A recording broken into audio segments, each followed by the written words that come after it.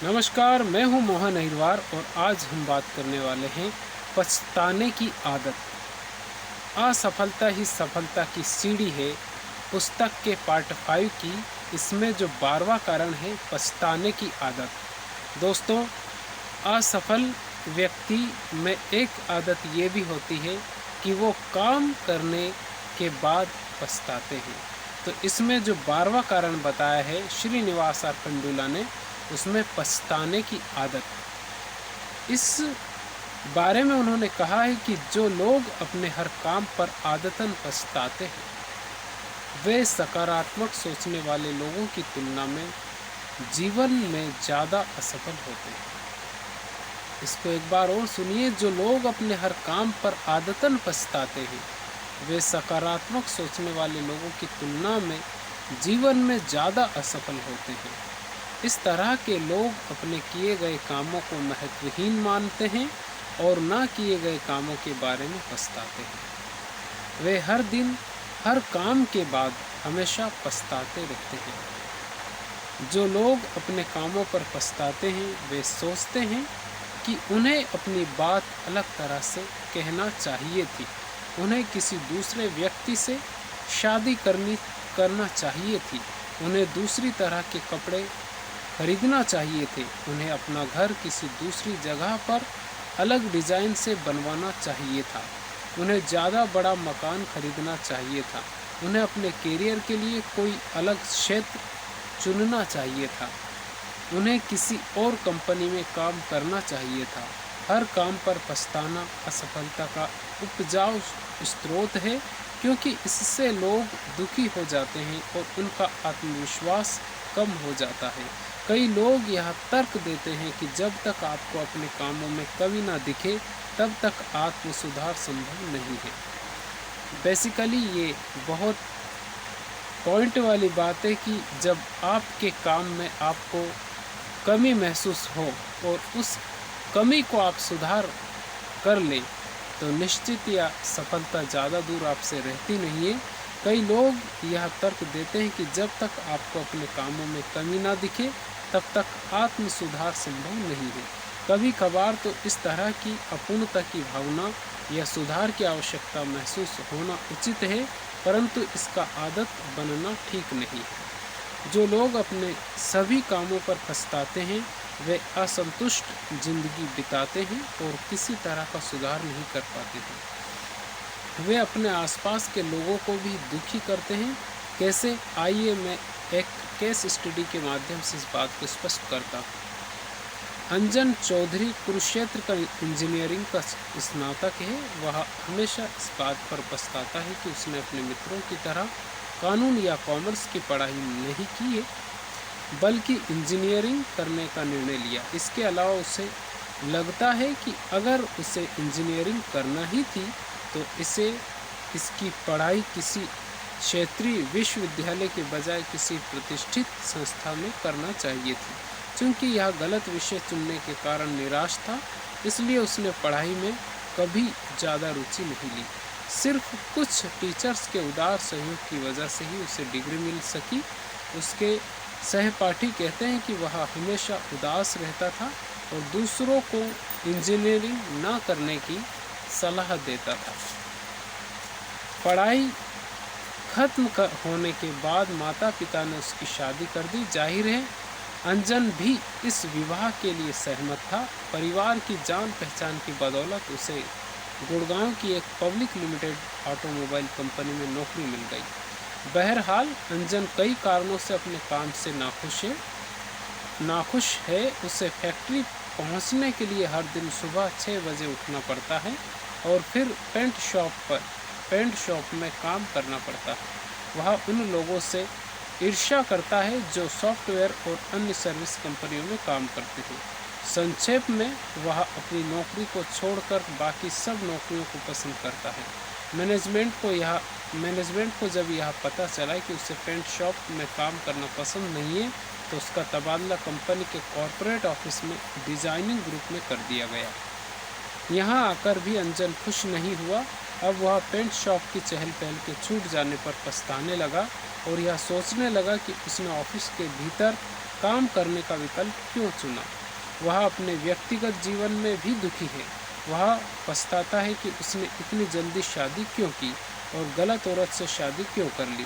अंजन सोचता है कि हर चीज़ गलत है और उसे जीवन की एक अलग दिशा चुनना चाहिए थी। इसके परिणाम स्वरूप वह हमेशा असंतुष्ट और दुखी रहता है। ये दुख वाली बात है।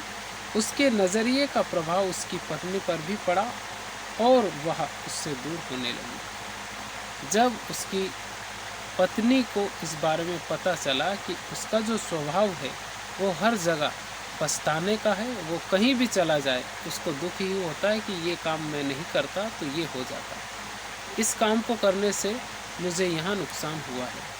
इसलिए उसकी जो पत्नी थी वो भी उससे दूर रहने लगी।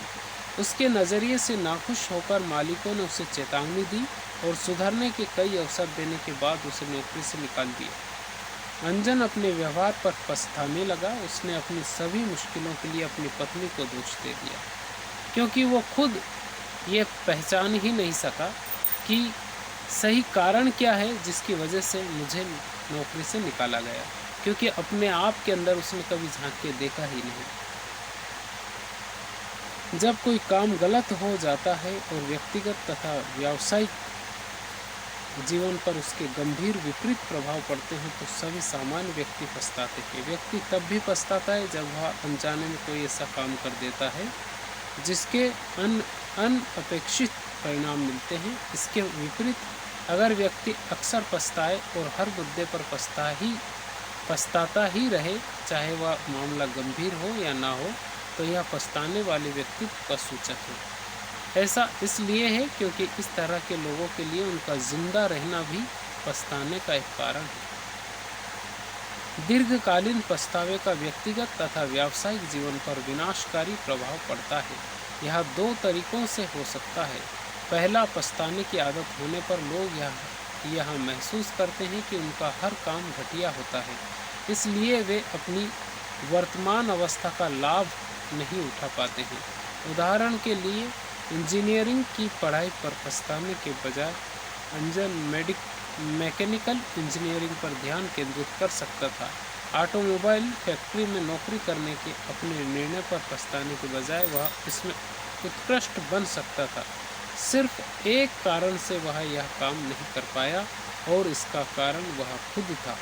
दूसरी बात, खुद पर पछताने वाला व्यक्ति जिस हाल में है उसी में रहने की कोशिश करेगा। अंजन के पास अपने अध्ययन की दिशा बदलने, नौकरी की तलाश करने और देर से विवाह करने का अवसर था, परंतु उसने इनमें से कोई काम नहीं किया क्योंकि जो कुछ उसके पास था उसमें कोई गड़बड़ नहीं थी। अगर उसने बिल्कुल उल्टा किया होता, यानी इंजीनियरिंग की पढ़ाई नहीं की होती, ऑटोमोबाइल कंपनी में नौकरी नहीं की होती, शादी नहीं की होती, तब भी वह आज इतना अद्भुत अवसरों को छोड़ने पर पछता रहा होता। दोस्तों, हर व्यक्ति जो भी इस पछताने की आदत का आदी है, वो काम करने के पहले सोचता बहुत है और काम करने के बाद पछताता बहुत है। ये उसकी सफलता में एक रोड़ा बन जाता है और वह असफल हो जाता है। ऐसा नहीं है कि वो परिश्रम नहीं करता है, परिश्रम उतना ही करता है, लेकिन काम करने के बाद दिमाग में एक फितूर चलता रहता है और पछताता रहता है कि ये मैं ऐसा नहीं करता तो ऐसा नहीं होता, और दोष किसी और के ऊपर लगाते रहते हैं। तो इस तरह के लोग सफलता के बजाय असफलता में, उनकी जो सफलता है वो असफलता में परिवर्तित हो जाती है। ये 13वां कारण है, अपने दृष्टिकोण पर अड़े रहना। ये असफलता का 13वां कारण है, जिसका नाम है अपने दृष्टिकोण पर अड़े रहना। अपना प्रबंधन करते समय हमें हमारे सामने बहुत से खतरे आते हैं। उनमें से एक बड़ा खतरा यह है कि हमें बाहरी दुनिया को अपने आंतरिक व्यक्तित्व के सामंजस्य में देखने की प्रवृत्ति होती है। जब हम चीज़ों, व्यक्तियों या पृष्ठभूमियों को उनके वास्तविक स्वरूप में नहीं देख पाते हैं तो हम असफल हो जाते हैं। सशक्त कंडीशनिंग के कारण लोग चीज़ों को वास्तविक स्वरूप में देखने के बजाय उस रूप में देखते हैं जिस रूप में वे उन्हें देखना चाहते हैं। कंडीशनिंग की वजह से उत्पन्न व्यवहार समय के साथ बढ़ता जाता है और स्थायी दृष्टिकोण बन जाता है, जिसका परिणाम हमारे दैनिक जीवन में कई रूपों में देखा जा सकता है। उदाहरण के लिए, हो सकता है कि हमें बार बार किसी पत्र को पढ़ने के बावजूद उसमें कोई गलती नज़र ना आए, परंतु उस विषय से अपरिचित व्यक्ति पहली नज़र में ही उन गलतियों को पढ़ ले। हम चीज़ों को वास्तविक स्वरूप में देखने से इसलिए बचते हैं क्योंकि वे हमारी आंतरिक धारणाओं के विरोध में होती है। दृष्टिकोण पर अड़े रहने के कारण हम जीवन की वास्तविकता को अनुभव नहीं कर पाते हैं और हमारी अनुभूति कमज़ोर होती जाती है। हम सब यह बात अच्छी तरह से जानते हैं कि अगर कोई व्यक्ति वास्तविकता को देखने से इनकार कर देता है तो इस वजह से वह अपने व्यक्तिगत और व्यावसायिक जीवन में असफल हो सकता है। सुरेश विरुलकर पुणे की एक public limited iron and steel company में जनरल मैनेजर है। वह फाइनेंस डिपार्टमेंट का प्रमुख और योग्य चार्टर्ड अकाउंटेंट है। उसे अपने विषय का काफ़ी ज्ञान है और उसके अधीन 2 डिप्टी जनरल मैनेजर काम करते हैं, जिनके नाम विनय कपूर और राजीव शुक्ला है। एक बार कंपनी के CEO ने राजीव से एक रिपोर्ट तैयार करने को कहा। राजीव ने रिपोर्ट तैयार करके संचालक मंडल के सामने प्रस्तुत की। इस रिपोर्ट में उसने बताया कि कंपनी की आर्थिक हालत खतरनाक और डामाडोल है। उसे यह रिपोर्ट इसलिए बनाना पड़ी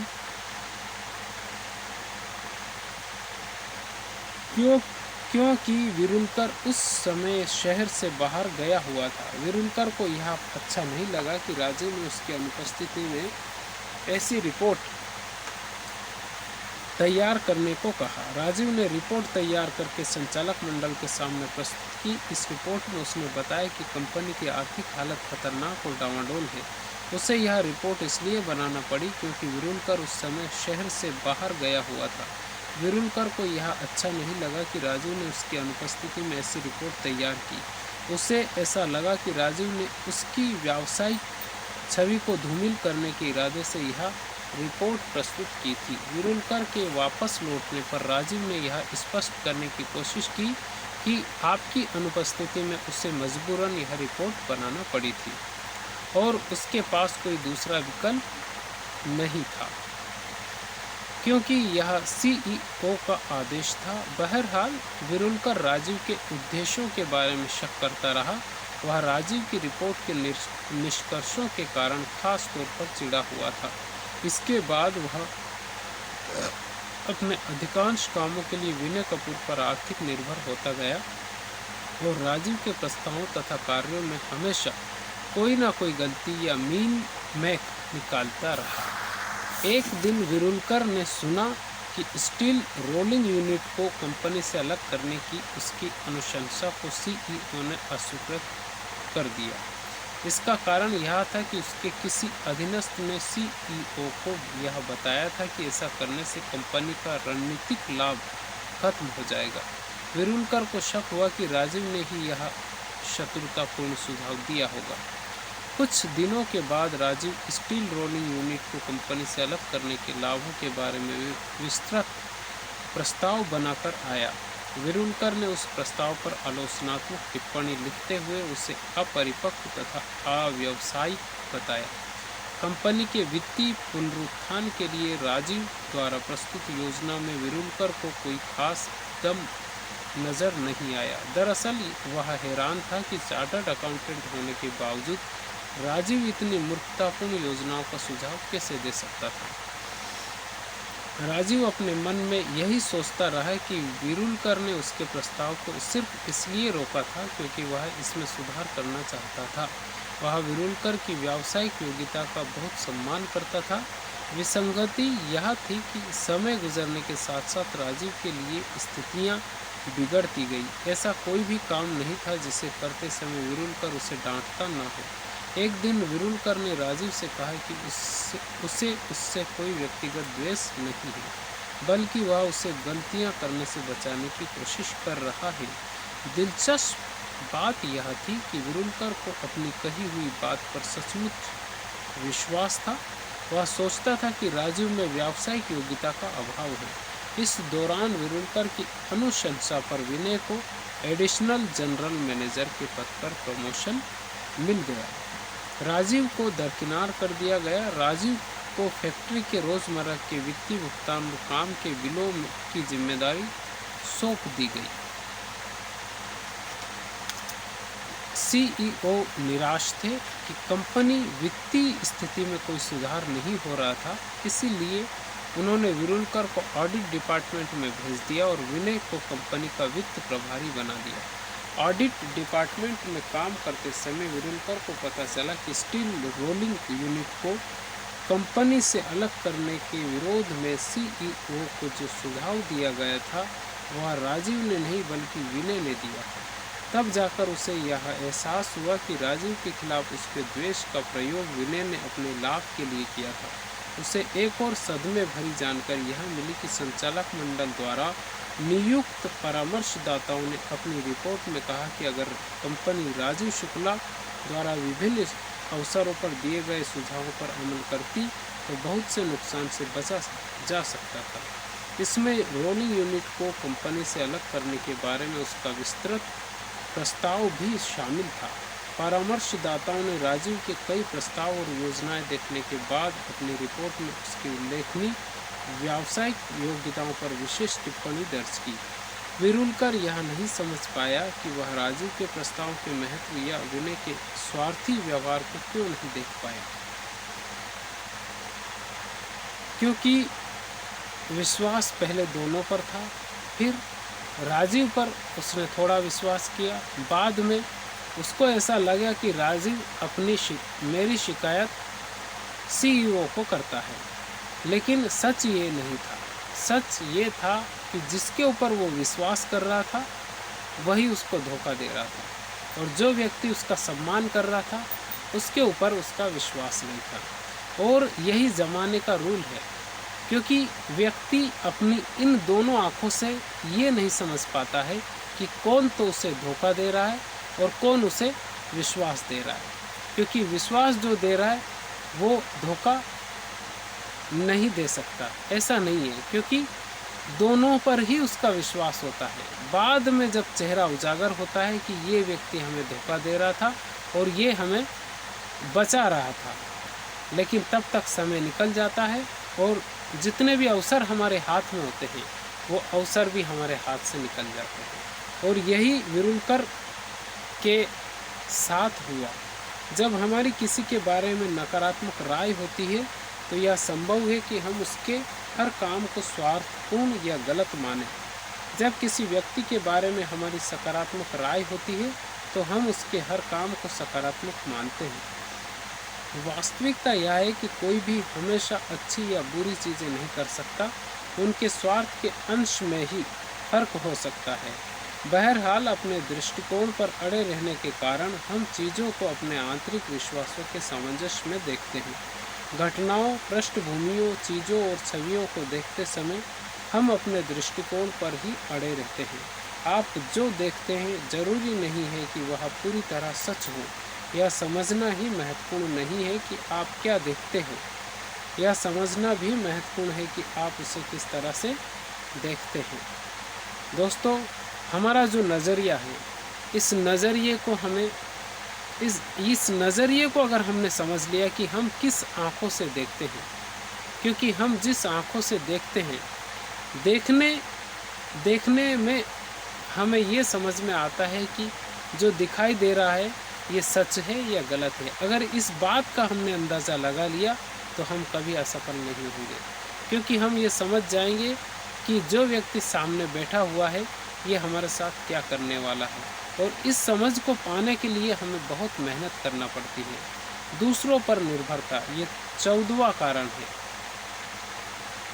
अधिकांश लोगों को अच्छा काम करने के लिए समर्थन, प्रोत्साहन और प्रेरक माहौल की लगातार ज़रूरत होती है। दुर्भाग्य से जीवन में प्रगति करने के लिए अधिकांश समय हमें खुद को प्रोत्साहित करना पड़ता है। जब तक आपका काम सार्थक अवस्था तक नहीं पहुंच जाता, तब तक कोई भी उसे नहीं देखेगा या उसकी सराहना नहीं करेगा। ये बहुत ही पॉइंट वाली बात है कि जब तक आपका काम सार्थक अवस्था तक नहीं पहुंच जाता, तब तक कोई भी उसे नहीं देखेगा या उसकी सराहना या तारीफ नहीं करेगा। क्योंकि उगते सूरज को सभी सलाम करते हैं, डूबते सूरज को कोई सलाम नहीं करता है। और जब तक आपका काम करने का तरीका लोगों को मालूम नहीं होगा कि आप क्या कर रहे हैं, उसके पीछे आपने कितनी भी मेहनत की है, उसका कोई मतलब नहीं है।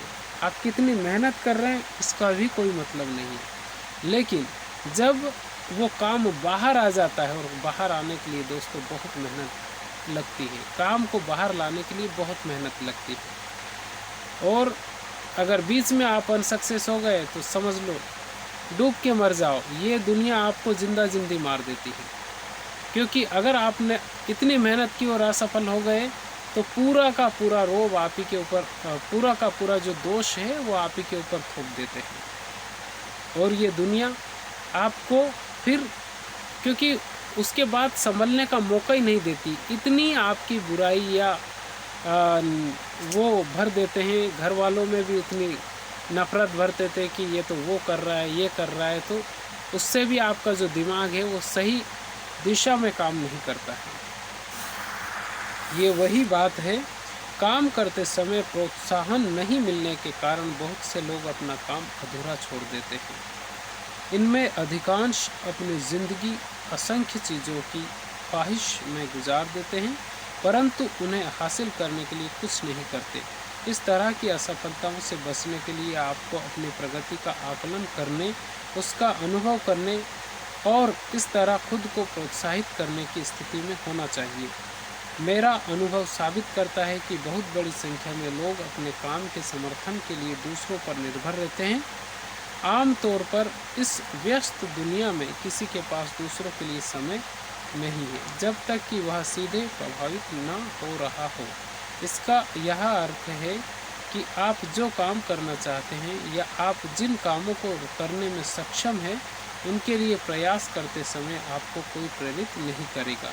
इसके अलावा आसपास का माहौल भी विपरीत और बहुत अप्रेक हो सकता है। आप किस हद तक सफल या असफल होंगे, यह इस बात पर निर्भर करेगा कि आप में इन विपत्तियों का प्रबंधन करने की कितनी योग्यता है।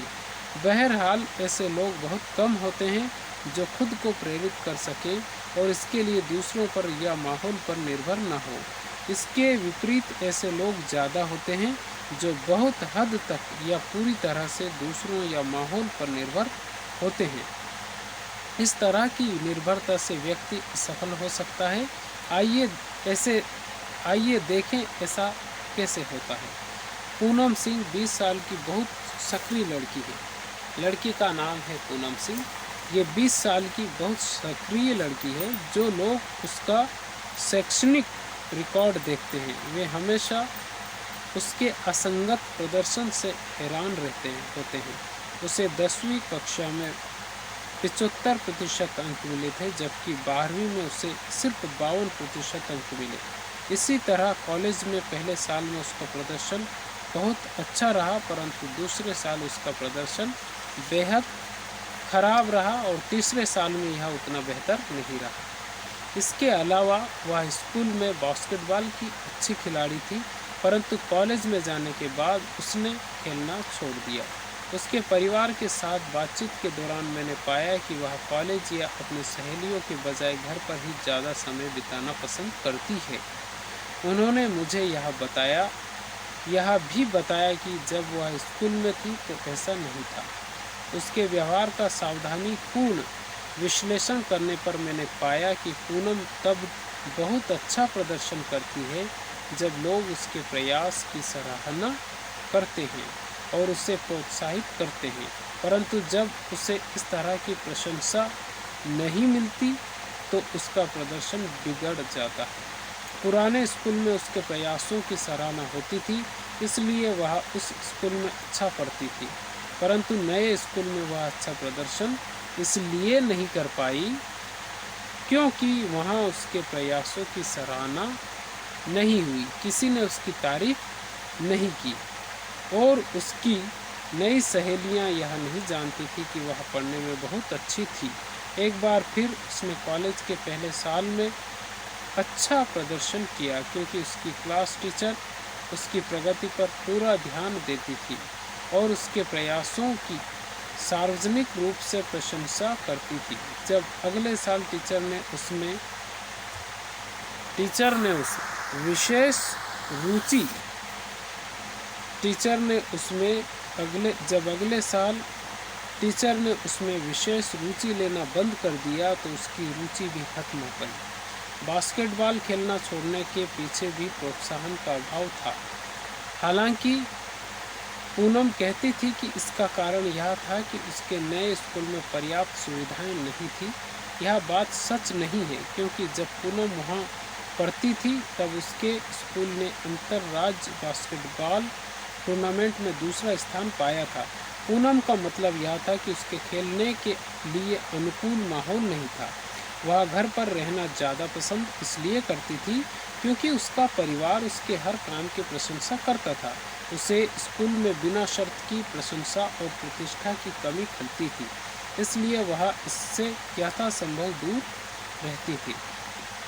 पूनम की तरह ही हम में से कई लोग यहाँ तो चीज़ों को अधूरा छोड़ देते हैं या उन्हें करने की तब तक कोशिश नहीं करते जब तक या तो कोई हमें प्रोत्साहित ना करे या माहौल हमारे कामों का समर्थन ना करे। यही कारण है कि कुछ लोग हमेशा अपने हर काम पर फीडबैक या प्रतिक्रिया चाहते हैं। जब फीडबैक नहीं मिलता तो वे अपनी ऊर्जा को बर्बाद होने देते हैं और काम करना बंद कर देते हैं। हमें यह समझ लेना चाहिए कि हर व्यक्ति अपनी ही दुनिया में रहता है और किसी दूसरे व्यक्ति के काम की प्रशंसा करना तब तक मुश्किल होता है जब तक कि उपलब्धि महान ना हो। ये सबसे बड़ा कारण है क्योंकि चाहे व्यक्ति चोर हो, दोस्तों, चाहे व्यक्ति चोर हो, अगर उसने एक काम अच्छा कर दिया तो उसकी जितनी बुराइयां थी वो सारी बुराइयां अच्छाइयों में तब्दील हो जाती है और वो एक महान व्यक्ति बन के सामने आ जाता है, चाहे वो जीवन में चोर हो। ऐसे बहुत सारे लोगों को मैं जानता हूँ, मैं खुद भी जानता हूँ पर्सनली, जो पहले कुछ और थे, चोर थे, सट्टा लगाते थे और भी बहुत सारी उनमें गलत गतिविधियाँ थी, लेकिन जब एक एक काम उनके अच्छे हो गए तो दुनिया उन्हीं की सराहना करने लग गई, दुनिया उन्हीं को सलाम करने लग गई। ऐसे भी लोग दोस्तों मेरे आसपास या आजू बाजू में रहते हैं, मैं उनको सही से जानता हूँ। तो हमें यह समझ लेना चाहिए कि हर व्यक्ति अपनी ही दुनिया में रहता है और किसी दूसरे व्यक्ति के काम की प्रशंसा करना तब तक मुश्किल होता है जब तक कि उपलब्धि महान ना हो। रोचक बात यह है कि जब आप कोई बहुत महत्वपूर्ण काम करते हैं तो लोग खुद ब खुद आगे आ जाते हैं और आपके काम में रुचि लेने लगते हैं। मैं यहाँ जोर देकर बताना चाहता हूँ कि वयस्क दुनिया में तत्काल फीडबैक और सतत प्रशंसा या प्रोत्साहन नहीं मिलता। इस तरह की चीज़ें सिर्फ नर्सरी स्कूल में होती है।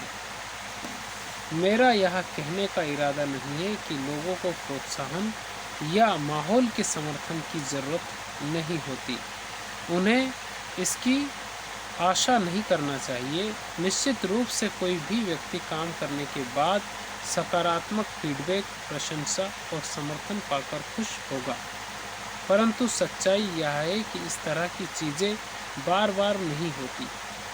अक्सर व्यक्ति को प्रोत्साहन की कमी, माहौल के दबावों और विनाशकारी आलोचना का सामना करना पड़ता है। जो लोग प्रोत्साहन और समर्थन की अपेक्षा रखते हैं वे कुंठित हो जाते हैं और जीवन में प्रगति नहीं कर पाते हैं। दूसरों पर इस तरह की निर्भरता असफलता का कारण बन जाती है। हमें याद रखना होगा कि माहौल का प्रोत्साहन चाहे कितना भी अधिक हो, यह किसी व्यक्ति को उसकी क्षमता तक नहीं पहुंचा सकता, क्योंकि दुनिया का माहौल किसी व्यक्ति की आवश्यकताओं के हिसाब से नहीं बनता है। जब तक आप दूसरों पर निर्भरता से खुद को मुक्त नहीं कर लेते हैं, तब तक असफलता की संभावना से नहीं बचा जा सकता। जब तक आप दूसरों पर निर्भरता से खुद को मुक्त नहीं कर लेते हैं, तब तक असफलता की संभावना से नहीं बचा जा सकता। दोस्तों, अगर आप 2 महीने बैसाखी पर रहेंगे, दूसरों के भरोसे पर रहेंगे, तो याद रखिए उन 2 महीनों का आपको भुगतान आने वाले समय में करना पड़ेगा, क्योंकि आप इन 2 महीनों में या 3 महीनों में या 4 महीनों में दूसरे के घर पे रह गए हैं, काम नहीं कर रहे हैं, दूसरों के यहाँ खा रहे हैं, तो आप निश्चित रूप से उस 2 या 3 महीने की जो भरपाई है आपको 6 महीने तक करना पड़ेगी आने वाले समय में, क्योंकि वो जो बैसाखी के दिन है वो आपको भरना पड़ेंगे। मेरा यह कहने का इरादा नहीं है कि लोगों को प्रोत्साहन या माहौल के समर्थन की ज़रूरत नहीं होती या उन्हें इसकी आशा नहीं करनी चाहिए। निश्चित रूप से कोई भी व्यक्ति काम करने के बाद सकारात्मक फीडबैक, प्रशंसा और समर्थन पाकर खुश होगा, परंतु सच्चाई यह है कि इस तरह की चीज़ें बार बार नहीं होती। अक्सर व्यक्ति को प्रोत्साहन की कमी, माहौल के दबाव और विनाशकारी आलोचना का सामना करना पड़ता है। जो लोग प्रोत्साहन और समर्थन की अपेक्षा रखते हैं वे कुंठित हो जाते हैं और जीवन में प्रगति नहीं कर पाते हैं। दूसरों पर इस तरह की निर्भरता असफलता का कारण बन जाती है। हमें याद रखना होगा कि माहौल का प्रोत्साहन चाहे कितना भी अधिक हो, यह किसी व्यक्ति को उसकी क्षमता तक नहीं पहुंचा सकता, क्योंकि दुनिया का माहौल किसी व्यक्ति की आवश्यकताओं के हिसाब से नहीं बनता है। जब तक आप दूसरों पर निर्भरता से खुद को मुक्त नहीं कर लेते हैं, तब तक असफलता की संभावना से नहीं बचा जा सकता। जब तक आप अपने आप को दूसरों पर जो आप निर्भर है उसको मुक्त नहीं कर लेते हैं, तब तक असफलता की संभावना से नहीं बचा जा सकता है। बहुत से लोगों में ज़बरदस्त क्षमता होती है, परंतु इसके बावजूद वे दूसरों पर निर्भरता के कारण जीवन में ज़्यादा कुछ नहीं कर पाते। चाहे आप में कितना ही टैलेंट हो, लेकिन अगर आप दूसरों पर निर्भर हैं और आत्मनिर्भर आप नहीं है, तो इस बात का आप अंदाज़ा ही नहीं लगाइए। आपको मानना पड़ेगा कि ये जो दिन है, मैंने जैसे आपको बताया कि अगर 2 दिन भी आप दूसरों के घर में गुजारते हैं और फ्री रहते हैं, तो निश्चित रूप से उसकी भरपाई आपको कहीं ना कहीं करना पड़ेगी। हम ऐसे लोगों से मिलते हैं जो यह कहते हैं कि उनके सहयोगी और बॉस उन्हें प्रोत्साहित नहीं करते, उनके काम की सराहना नहीं होती, परिस्थितियां उनके अनुकूल नहीं है, ऑफिस में बहुत राजनीति है आदि। ये सब कारण उस व्यक्ति के लिए तर्क संगत है जो दूसरों पर निर्भरता का शिकार होता है। ऐसे लोगों की संख्या बहुत ज़्यादा है जो योग्यता की कमी के कारण नहीं बल्कि दूसरों पर निर्भरता के कारण अपने सपने को साकार करने में असफल होते हैं। क्योंकि दोस्तों, इस कारण को भी अगर हमने अंदर उतार लिया कि चाहे मैं भूखा रह जाऊंगा, भूखा सो जाऊंगा, लेकिन दूसरे से मांगूंगा नहीं, जब तक मैं खुद नहीं कमाऊंगा दूसरे से नहीं मांगूंगा। अगर ये बात हमने सही से मान ली, सही से जान ली, तो इसमें यहाँ हमें कोई भी सफल होने से नहीं रोक सकता, क्योंकि ये भी बहुत बड़ा रोड़ा हो जाता है जब हम दूसरों के ऊपर निर्भर रहते हैं, कहीं ना कहीं उसकी भरपाई करते हैं। अगर हम दूसरों के घर में रह रहे हैं, तो जब वो चाहे कभी भी वो 24 घंटे में कभी भी अगर वो बुलाएगा तो हमें मजबूरन जाना पड़ेगा, चाहे हम कोई भी काम कर रहे हैं, क्योंकि वो आवाज़ देगा और हमें जाना पड़ेगा। क्योंकि हम फ्री रह रहे हैं। अगर भाड़ा किराया दे रहे हैं तो हम मना कर सकते हैं। तो ये बैसाखी भी हमारे जीवन में बहुत आड़े आती है। आत्मस्तुति, ये 15वां कारण है दोस्तों। आत्मस्तुति, लोगों को खुद के बारे में ढींग हाँकते देखना कोई असामान्य बात नहीं है। वे यह बताने के मौके की ताक में रहते हैं कि उन्होंने बहुत सी बाधाओं के बावजूद अपने लक्ष्य कैसे हासिल किए, और वे यह भी कहते हैं कि अगर उन्हें अवसर नहीं मिलता तो वे यह अवसर खुद ही बना लेते। दुखद बात यह है कि अपनी उपलब्धियों के बारे में बातें करते समय लोग अपने अतीत में जीते हैं। अतीत में जीने का मतलब यह है कि उनका वर्तमान इतना सफल नहीं है और उन्हें भविष्य में सफल होने की भी उम्मीद नहीं है। जो लोग अपने वर्तमान को साकार करने में व्यस्त होते हैं, वे अतीत के बारे में बातें करने में समय बर्बाद नहीं करते। जब खुद की वाहवाही करने की आदत पड़ जाती है तो यह आत्मस्तुति में बदल जाती है। ध्यान देने वाली बात यह है कि जब आप अपनी प्रशंसा में लीन हो जाते हैं तो आप खुद के दोष नहीं देख पाते हैं। आप दूसरों से अपनी उपलब्धियों के बारे में बढ़ा चढ़ाकर जो कहते हैं, आप उसमें विश्वास करने लगते हैं, जबकि सच्चाई यह हो सकती है कि आप अपनी कुछ उपलब्धियों के बारे में झूठ बोल रहे हो या उन्हें पाने के तरीकों के बारे में कुछ छुपा रहे हैं। दूसरे शब्दों में, जो लोग खुद की प्रशंसा करते हैं वे स्वयं को सबसे आदर्श रूप में प्रस्तुत करते हैं। यह प्रमाणित आदर्श रूप में प्रस्तुत करते हैं। यह प्रमाणित हो चुका है कि जो लोग पहचान के संकट से गुजरते हैं वही अपनी सबसे ज़्यादा प्रशंसा करते हैं। जाहिर है कुछ लोगों को यह विश्वास भी होता है कि खुद की वाहवाही करने से वे अपनी उपलब्धियों को लोकप्रिय बना लेंगे। हम सब यह तथ्य जानते हैं कि अगर हमारी उपलब्धियां सचमुच बड़ी होंगी तो लोग उनकी सराहना अवश्य करेंगे। हमें यह काम खुद करने की कोई ज़रूरत नहीं है। इसके बावजूद पिता, बॉस और कुर्सियों पर बैठे लोग आत्म प्रशंसा की आदत के कारण अपने आसपास के लोगों का जीवन दुखी बना देते हैं। जो समाज आत्म अवलोकन नहीं कर सकता वह विकास भी नहीं कर सकता, क्योंकि जैसा मैंने पहले कहा है कि इस तरह के लोग अतीत में जीते हैं। इस समस्या से ग्रस्त लोगों को पहचानना आसान है। वे हमेशा अपने अतीत के बारे में बातें करते हैं और बताते हैं कि उनका अतीत कितना समृद्ध और घटनापूर्ण था। अतीत की उपलब्धियों के बारे में गुणगान करने की यह आदत उन्हें आगे सीखने, प्रयास करने और प्रगति करने से रोकती है।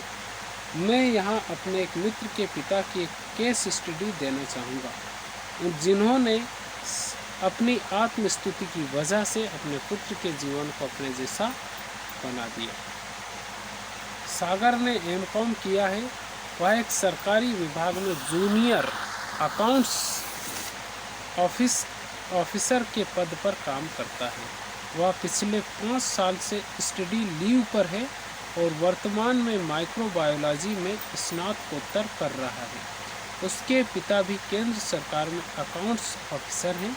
चर्चा के दौरान एक बार मैंने सागर से पूछा कि उसने पहले अपने पिता का पेशा क्यों चुना और अब वह बायोलॉजी का अध्ययन क्यों कर रहा है। सागर ने कहा कि वह कभी अकाउंट्स ऑफिसर नहीं बनना चाहता था और शुरू से ही उसकी रुचि बायोलॉजिस्ट बनने में थी, परंतु अपने पिता के जोर देने के कारण वह अकाउंट्स ऑफिसर बन गया। मैंने उससे पूछा कि उसके पिता ने यह निर्णय उस पर कैसे थोपा। सागर ने बताया कि उसके पिता हमेशा अपनी सफलता के बारे में बातें करते रहते हैं। वे ढींगे हाँकते थे कि एक गांव में पैदा होने के बावजूद उन्होंने स्नातक उपाधि हासिल की थी और फिर सरकारी नौकरी पाई थी। वे अपने संघर्ष के बारे में बातें करते थे और बताते थे कि उन्हें कहीं से कोई सहारा नहीं मिला था, परंतु तमाम विपरीत परिस्थितियों के बावजूद वे सफल हुए। वे हर दिन किसी न किसी को कम से कम एक बार यह कहानी जरूर सुनाते थे। इसमें कोई शक नहीं है कि उसके पिता सफल थे, परंतु अपनी कहानी सुनाते समय वे कुछ बातों का जिक्र करना भूल जाते थे। वे यह नहीं बताते थे कि भोपाल में रहने वाले उनके चाचा ने उनकी मदद की थी। सरकार के समाज कल्याण विभाग ने उनकी पढ़ाई के दौरान उनके ठहरने तथा खाने पीने का खर्च उठाया था और उनकी मां ने उन्हें अध्ययन करने के लिए प्रोत्साहित किया था। आत्मस्तुति के जाल में फंसे हुए सागर के पिता कभी सागर के बारे में सोचने का समय नहीं निकाल पाए। वे उन दूसरे लोगों को भी नहीं देख पाए जिन्होंने उनसे ज़्यादा विपत्तियां झेली थी, परंतु इसके बावजूद वे अपने परिवार तथा समाज के प्रति उनसे अधिक योगदान दे रहे थे। इस वजह से वे अपने लक्ष्यों में सुधार नहीं कर सके। इसके बजाय वे आत्म संतुष्ट हो गए और यह विश्वास करने लगे कि उनकी उपलब्धि सर्वोच्च सफलता है। इस प्रक्रिया में उन्होंने अपने पुत्र को प्रभावित किया और उसे अपने जैसा जीवन जीने के लिए विवश किया। उन्होंने उसे वही विषय पढ़वाए जो उन्होंने पढ़े थे और वही नौकरी दिलवाई जो वे खुद कर रहे थे। दुविधाग्रस्त सागर शुरुआत में तो अपने पिता के संघर्ष से अभिभूत था, इसलिए उसने उन्हें अपना रोल मॉडल बना लिया और उनका अनुसरण करने लगा। परंतु बाद में जाकर उसे एहसास हुआ कि कॉमर्स उसके बस का नहीं था और उसके पिता द्वारा बताई कई राहों में से एक थी जिन पर वह चल सकता था। जब तक उसे यह एहसास हुआ कि जीवन में सफलता पाने के लिए उसे अपनी खुशी की बलि देने की जरूरत नहीं है, तब तक बहुत देर हो चुकी थी। खुद की प्रशंसा लाभकारी नहीं होती, इसके बजाय यह बहुत ही हानिकारक होती है और किसी के भी व्यक्तिगत और व्यावसायिक जीवन को असफल बना सकती है। दोस्तों, अगर व्यक्ति खुद ही अपनी प्रशंसा करेगा, तो वो अपना जो पैर है वो कुल्हाड़ी पे खुद ही मारेगा, क्योंकि अगर खुद की प्रशंसा करेगा व्यक्ति अपने मुंह से और खुद की तारीफ करेगा अपने मुंह से, तो नुकसान किसका होने वाला है? नुकसान उसका खुद का ही होने वाला है। असंगत व्यक्तित्व, ये 16वां कारण है असफलता का। इसमें उन्होंने कहा कि कई लोग ऐसे काम करते जाते हैं जिन्हें वे कभी पसंद नहीं करते या करना नहीं चाहते। नापसंद काम करने के बहुत विपरीत परिणाम हो सकते हैं। यह आपकी ऊर्जा को कम कर देता है और घंटों, दिनों, महीनों, वर्षों तक काम करने के बावजूद आप अपने कार्यक्षेत्र में औसत व्यक्ति बने रहते हैं। इस वजह से आप चिड़चिड़े बन जाते हैं, झगड़ालू हो जाते हैं, शारीरिक रूप से जल्दी बीमार हो जाते हैं, दुखी हो जाते हैं आदि। लोग सोचते हैं कि उनमें जिस काम को करने की योग्यता या रुचि नहीं है, उसे करके वे सिर्फ समझौता कर रहे हैं, परंतु ऐसा नहीं है। अगर आप किसी ऐसे काम को लगातार करें जो आपके नज़रिए और योग्यता के सामंजस्य में ना हो, तो यह आपको असंगत व्यक्तित्व की ओर ले जा सकता है। असंगत व्यक्तित्व विनाशकारी होता है और जबरदस्त असफलता का कारण बन सकता है। असंगत व्यक्तित्व, लोग अपने असंगत व्यवहार के कई कारण गिनाते हैं, परंतु इस तरह के व्यवहार को उचित ठहराने के लिए दिए गए तर्क सतही होते हैं और यह संकेत देते हैं कि उन्होंने सीमा तक असंगत व्यवहार विकसित कर लिया है। ऐसे लोग अधिक असफलताओं का सामना करते हैं और ज़्यादातर बार वे स्वयं ही अपनी असफलता का कारण होते हैं। असंगति का एक अन्य प्रकार जीवन मूल्यों का संघर्ष है। अगर आपको कोई ऐसा काम करना पड़े या आपने कोई ऐसा काम किया हो जो आपके जीवन मूल्यों के तंत्र के सामंजस्य में ना हो, तो इसके परिणाम स्वरूप आपका व्यक्तित्व असंगत हो सकता है। उदाहरण के लिए यह रिश्वत लेना आपके जीवन मूल्यों के खिलाफ है, तो रिश्वत लेना असंगति का कारण बन सकता है। इस तरह की असंगति हर दिन देखने में आ सकती है। प्रसाद चर्लापल्ली एक प्रतिभाशाली केमिकल इंजीनियर था। उसने 1994 में विश्वविद्यालय में प्रथम स्थान प्राप्त किया था। एक बड़ी पेट्रोलियम कंपनी ने उसे मैनेजमेंट परीक्षार्थी के रूप में नियुक्त किया और बाद में उसे इंजीनियर बना दिया। जैसी अपेक्षा थी, प्रसाद बहुत अच्छा केमिकल इंजीनियर साबित हुआ। उसके सुझाव के कारण कंपनी को लाखों रुपए की बचत हुई। बहरहाल प्रसाद अपने व्यक्तिगत विकास से विशेष खुश नहीं था। खासकर वित्तीय संदर्भ में अपने मित्रों के सुझाव पर वह कंप्यूटर कोर्स करने लगा। कोर्स पूरा करने के बाद उसे अमेरिका में एक प्रोजेक्ट पर काम करने के लिए सॉफ्टवेयर इंजीनियर की नौकरी का प्रस्ताव मिला। उसने पेट्रोलियम कंपनी छोड़ दी और नए प्रोजेक्ट पर काम करने लगा। 6 महीने बाद इस काम में उसकी रुचि खत्म हो गई और वह इसे सिर्फ आर्थिक लाभ की वजह से करता रहा। प्रसाद को एहसास हो गया था कि उसकी असली योग्यता सॉफ्टवेयर के क्षेत्र में नहीं थी। वह यह जान गया था कि अगर वह केमिकल इंजीनियरिंग में ही रहता तो वह अधिक व्यावसायिक विकास कर सकता था और अधिक सफल हो सकता था। इस वजह से वह कई महीनों तक अफसोस करता रहा। उसके खराब कार्य प्रदर्शन के कारण 2001 में कंपनी ने प्रसाद से कहा कि वह अपना इस्तीफा दे दे। असंगत व्यक्तियों के साथ ऐसा कर सकता है। प्रसाद विश्वविद्यालय केमिकल इंजीनियर बन सकता था, परंतु असंगत व्यक्तित्व की वजह से उसे बेइज्जत करके नौकरी से निकाल दिया गया। अगर वह अपनी असली योग्यता बता दे, वह योग्यता वाले व्यवसाय में ही रहता तो यह कभी नहीं हुआ होता, क्योंकि वो समझ जाता। प्रसाद की तरह ही हम में से अधिकांश लोग भी अंततः ऐसे काम करते हैं जो हमारे जीवन मूल्यों के तंत्र और व्यावसायिक निपुणता के अनुरूप नहीं होते। कभी कभार इस तरह के असंगत काम करना ठीक है। बहरहाल लगातार ऐसे काम करने की वजह से व्यक्तिगत और व्यावसायिक जीवन में असफलता ही हाथ लगती है। दोस्तों, ये पढ़े थे हमने 12, 13, 14, 15, 16 कारण असफलता के हमने पढ़े थे। और अगला जो पार्ट है मैं आपको बताऊंगा कि अगले पार्ट में है संतुलन का अभाव।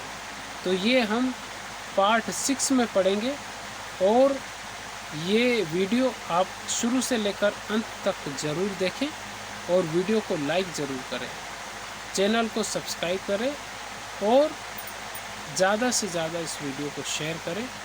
धन्यवाद। जय हिंद, जय माता दी, शुभ रात्रि।